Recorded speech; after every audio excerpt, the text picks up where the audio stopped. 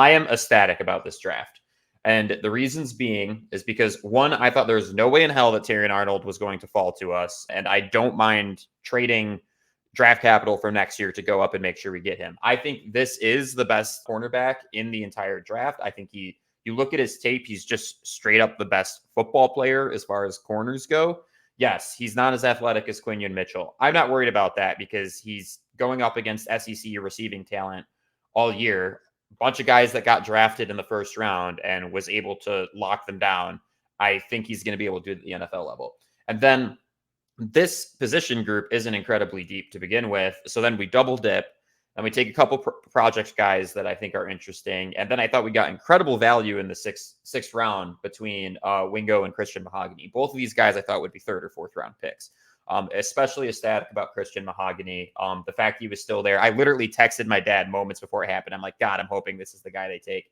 I'm very excited about this draft class. I think we filled in a lot of depth, which I think that's what a winning organization looks to do in the draft, is just take best available talent, fill in depth. And we not only did that, we probably got a starting corner out of it too. Mark, what's your take on the Lions draft and, problem areas, things you're excited about? I want to hear it.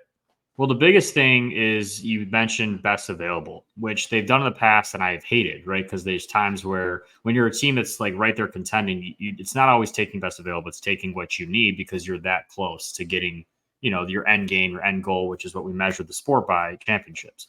And the need was defensive back, bulking up the offensive line a little bit, and then some defensive line. And that's exactly what they did. They addressed their needs by taking the best available and actually being aggressive for once to do that.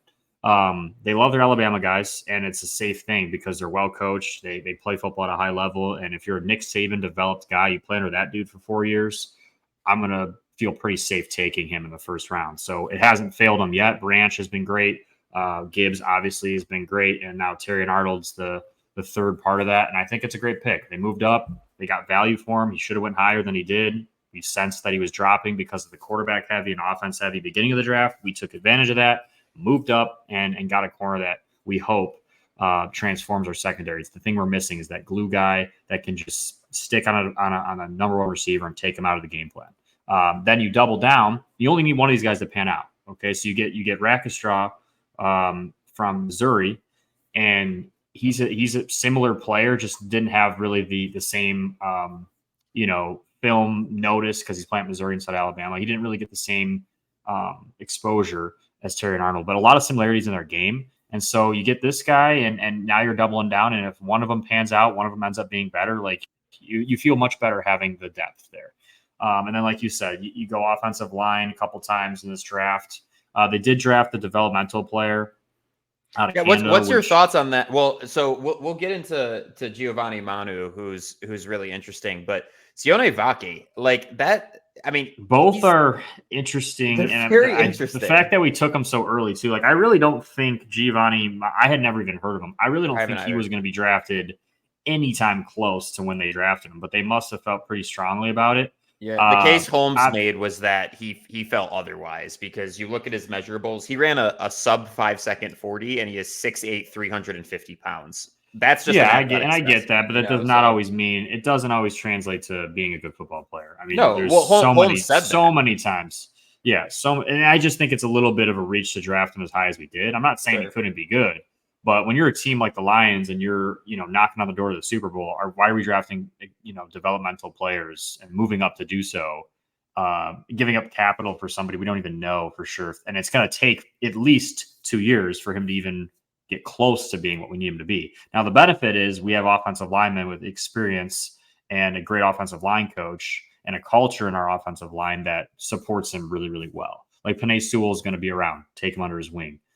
You have guys like Decker, that have been around this league. And as they exit the league, hopefully this guy steps into that role and has the guidance. And again, develop. Hank Fraley knows how to develop an offensive lineman too. He does. He does. But I will say football in Canada is nowhere near what it is in America. No, and Holmes said that. He's going to be a deer in headlights for at least 2 seasons. Like he will not make any difference for us for at least 2 seasons. So to me, you're a Super Bowl contending team. That's kind of a stupid time to do that. And then this kid out of Utah, dude, I really like the kid out of Utah. Why? Because he can do multiple different things. They've said they want to use him as a running back. He played safety. Obviously, he's a jack of all trades. You can play him in any special team role, kind of like how they use Rodrigo in multiple different roles. That's It's what I kind see of as another that Rodrigo. Like, exactly that's what they took him as. And again, weird time to do it, pretty early in the draft to do it, in my opinion. But it is what it is. They saw something in the kid and they took it. And I mean, we can't really say anything until it doesn't work out. But I just thought that those two picks were really weird. But then they make up for it. Their last two picks, like you said, Mahogany, no idea how he fell all the way that far. Really, really one of the better offensive linemen in the draft when you look at the numbers and, what he gave up, 1 sack and 300 3 years. snaps. In 3 Yeah. years. And then Wingo was the best defensive lineman for LSU for the better half of 2 seasons, And same thing, like, interior defensive lineman that has pass rush moves. He brings that to the table. Yeah. We obviously, I mean, Aleem's close to 300 pounds. DJ Reader's like whatever, 330. Now we're bringing in a guy that's there. Yeah, but now we're bringing in a guy. I think Wingo's, he plays at 280, so he's a lot smaller, only 6 feet tall. But I mean, you watch how this dude plays at LSU. One, interior pressure totally, and two, he still has the capability of eating up double teams and playing sufficiently in the run game. So he's great with his hands. He's athletic. Yeah. I think the last 2 picks of the draft for them were solid. Well, it's funny because last year, like we said, okay, we feel better about how this draft went if you flip Branch and Jack Campbell or Gibbs or whatever, and you tell yourself Branch was the first round pick. Yeah, you were trying to convince me that. You're like, dude, just pretend it went differently. What's funny is I feel like if you say the exact same thing about these 4 guys, like you say we took Wingo and Mahogany in the 4th, and then Manu and Faki in the 6th, it's the same thing. It's like, okay, well, I don't really have any issues with it. So I think Holmes teaches us a valuable lesson of, like, are we like positional value or developmental? It's like they fell in love with the player and just wanted to make sure that he didn't slip through the cracks, and got aggressive and whatever. And the only thing they're missing next year is a 3rd. So, I mean, they have capital in all the other rounds. So that's fine if that's what you got to do. If you feel like you're that close, go get your guys.